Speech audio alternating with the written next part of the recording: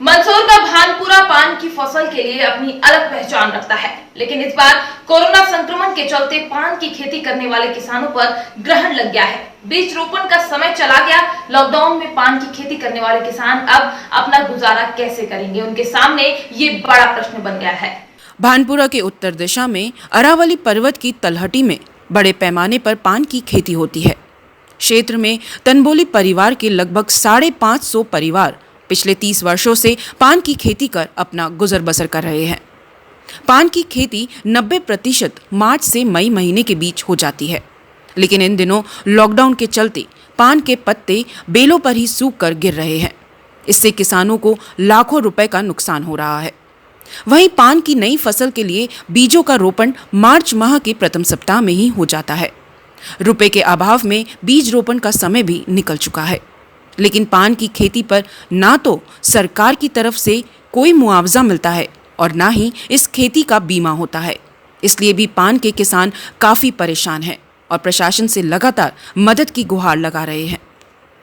मेरे को लगभग 30 साल हो जाएंगे पान की खेती की देखरेख करते हुए और पान की खेती करते हुए। जब से पिताजी कर रहे हैं उनके साथ में, हमारे नाना जी करते थे उनके साथ में, पूरा अनुभव लिया खेती का। किस तरीके से पान की खेती को आप करते हैं और कौन सा महीने में पान की खेती लगाई जाती है? वैसे भानपुरा नगर में श्री सूर्यवंशी कुमरावत तमोली समाज करीब 550 से भी अधिक परिवार इस खेती में लगे हैं।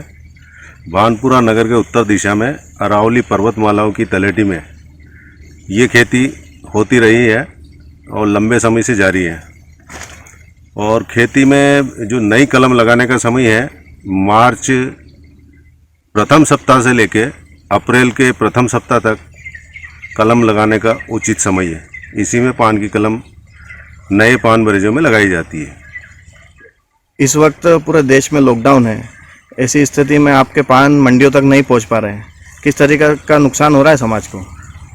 कोरोना महामारी बीमारी को लेकर पूरे देश और विश्व में हाहाकार मचा हुआ है।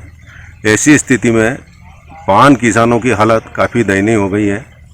अधिकांश सभी मंडियां बंद है और पान बरेजों से नहीं निकल पाने के कारण जो मुख्य पान होता है किसानों का, पान किसानों का, वो मार्च से लेके मई माह तक करीब 75 से 80% पान निकाला जाता है, जो मंडियों तक पहुंच जाता है और वही पैसा किसान की साल भर की पूंजी होती है।